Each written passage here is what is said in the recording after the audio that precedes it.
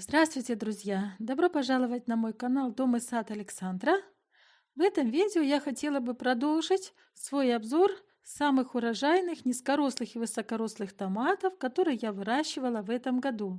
И теперь пойдет речь о красных томатах. Свои два обзора о желтоплодных и о розовоплодных томатах я уже выложила в видео. Эти видео вы можете посмотреть, они уже есть на канале. А теперь приступим к рассмотрению красных томатов, которые я выращивала в этом году. Присоединяйтесь! Теперь осталось дело за малым. Поговорим о красных томатах. Один из них я уже вам представляла. Это вот был томат Сара французской компании Close. Это томат Сара. В этом году мы посадили много разных и неизвестных помидорчиков. И оказалось, что Сара созрела самой первой. И мы прямо с самого начала начали ее дегустацию. И ели буквально, наверное, недели две, пока поспевали следующие. И хочу вам сказать, что это очень сладкий, очень вкусный и очень мясистый томат. На кусте вяжется очень много, но, конечно, томаты тяжелые, поэтому кисточка содержит примерно 3-4 томатика, не больше. Томат Сара. 360 граммов. Красивейший томат. Немножко треснул от жары. Жара стояла у нас неимоверно. 42 градуса даже было. Еще один возьму, сейчас вешу. 300 граммов. Ну и еще один. Такой вот поменьше. Ну, не поменьше. 318. И еще у меня есть 3 красных вида томатов, которые я выращивала тоже в этом году. И среди них один низкорослый и 2 высокорослых. Начнем, наверное, с томата. Вот он, видите, это томат Пеканет. Пеканет. У него вот такая остренький такой вот кончик. Обычно томаты с такими какими-то выпуклостями, удлинениями, они, бывает, болеют вершинной гнилью. Но этот томат вел себя хорошо, завязывается хорошо, много на кисти, 6, даже 8 томатиков. Он тоже такого среднего весового сегмента, голландской компании. Я взяла его для того, чтобы расширить свою линейку красных томатов и решила попробовать, каков он на вкус, как он созревает. В общем, он совершенно тоже неприхотливый томат, но его любят слизни. Вот из всех томатов, которые я выращивала, он подвергся прям такой атаке слизней. И еще один томат, сейчас я его покажу. Вот этот вот, вот он. Это томат Ралли, тоже из красных.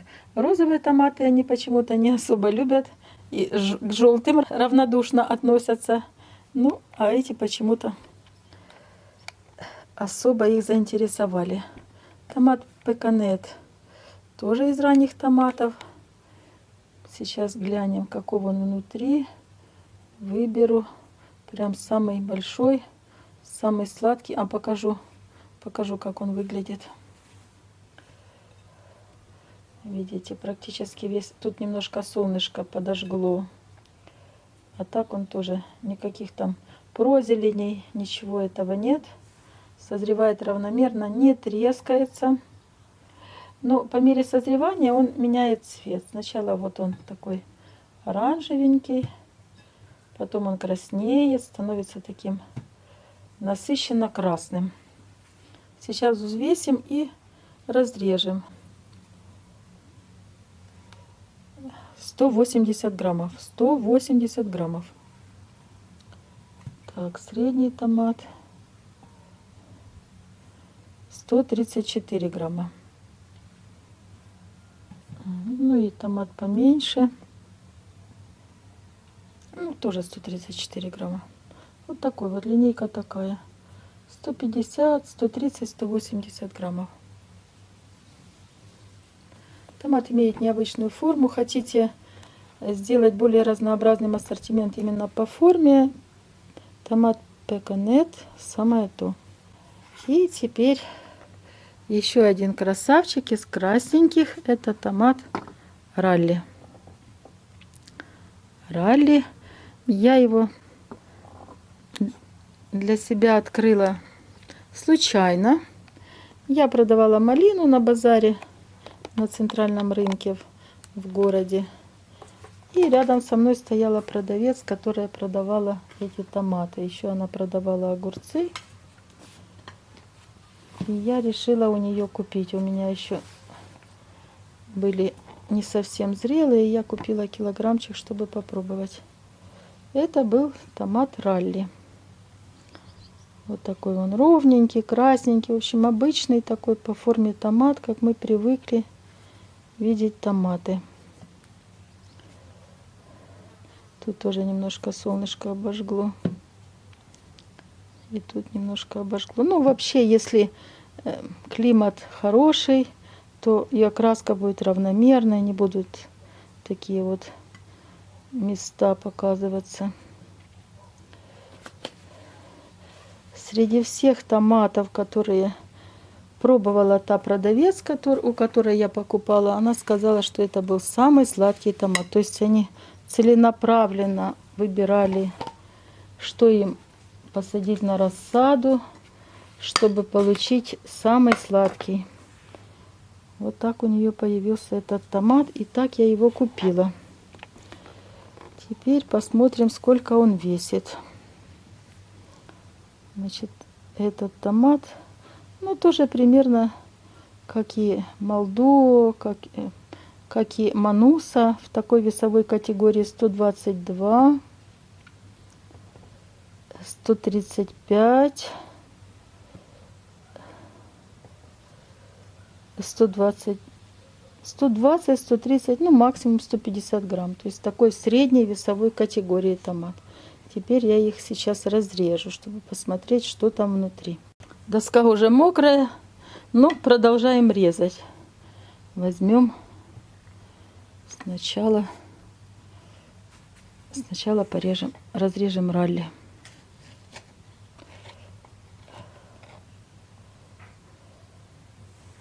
Вот посмотрите. Видите? Такой с центральным креплением, но довольно сочный. Хочу сказать, что по моим наблюдениям, те, которые покупали у нее люди, они приходили и на следующий день, и на следующий. То есть покупатели были постоянными. Действительно сладкий томат, сладкий и сочный. И теперь разрежем еще Пеканет. Пеканет.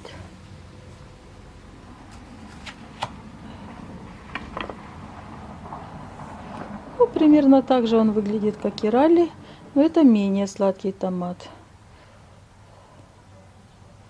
Вот такой вот.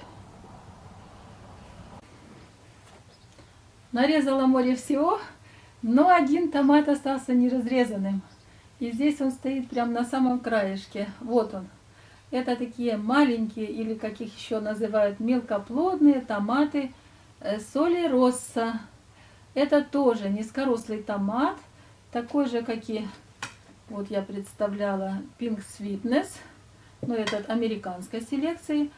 А это томат химического концерна BASF, но у него есть торговая марка, она называется New Hams, по-моему. В общем, я напишу и отдельно озвучу, чтобы я не ошиблась. Этот томатик мне порекомендовала одна из зрительниц. В прошлом году я выращивала томаты Шарада немецкой селекции. Они такие небольшие, низкорослые. Много их было на кусте, они такие длинненькие, вкусные. Но она пожаловалась, что у нее они почему-то не получаются. То ли климат не подходит, то ли, может, поздно высадила. Ну, разные бывают причины. И сказала, что выращивает солероса. Вот я себе взяла тоже семян, думаю, посею, проверю, что это за томат. Я вам хочу сказать, что этих томатов просто как грязи. На кусте Кусты обвешаны, томаты небольшие, но очень их много. Подвязывать их не нужно. Созревают они, так я бы сказала, постепенно, не все сразу. Вот если взять Pink Sweetness, он созревает практически мгновенно. Как бы начал куст созревать, он созревает, вы убрали томат и уже можете убирать кусты.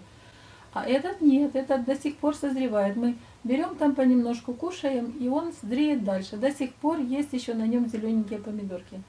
И еще один эксперимент я проводила с этими томатами, когда я их посынковала. А я посынкую низкорослые томаты для того, чтобы урожайность была больше и чтобы томаты были тоже в размере больше. И я сняла пасынки, ну, где-то там штук 5, оставила их в воде на несколько дней. Скажу, они очень быстро образовали корневую систему. И вот эти уже молоденькие растения, которые я получила из пасынков, я высадила в открытом грунте, там, где у меня было свободное место. Сейчас они уже зелененькие, уже много там завязи, и скоро будут новые плоды. Поэтому, если хотите сэкономить на стоимости семян, самое то пропасынковать, хорошо поддается пасынкованию и затем выращиванию из пасынка. Я хочу использовать такие томаты для того, чтобы приготовить сушеные на зиму и томаты конфи. Скажу, что у нас сейчас не просто с электричеством, и поэтому особо не стоит надеяться на то, что что-то может быть заморожено или там где-то будет храниться, и можно будет туда как бы добраться. Подвал придется освещать, я думаю. Ну, знаете, сегодня не то время, когда можно говорить о том, что у тебя есть все комфортные условия для жизни.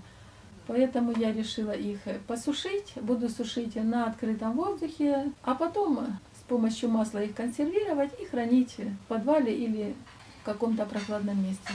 И сделаю томаты конфи. Если кто не знает, то томаты конфи это очень просто. Это томаты, которые вы поджариваете в духовке и затем тоже с помощью масла консервируете, закрываете обычной крышечкой пластиковой, ну такой достаточно герметичной, и потом кушаете их. Ну, конечно, хранятся они не очень долго, поэтому кушать их надо быстро. Давайте взвесим, посмотрим, что это за томат внутри. Покажу сейчас. Такой вот томатик Солероса. Красненький, красивенький. Оболочка у него довольно такая жесткая. Он себя хорошо сохраняет. Ну и здесь система крепления, видите, вот такая. Если будете кушать, надо будет ее удалять. Сейчас покажу систему крепления томата Несси. Это совершенно другой вид. Вот вам Солероса. И вот Несси. Я думаю, те, кто пробовал, знают. Те, кто выращивает томаты, знают, что чем меньше этой соединительной ткани, тем более мягкий томат. Ну и теперь будем дегустировать. Спасибо за просмотр. Надеюсь, видео было для вас полезным. Не забудьте подписаться, поставить лайк и прокомментировать. Пока-пока, скоро увидимся.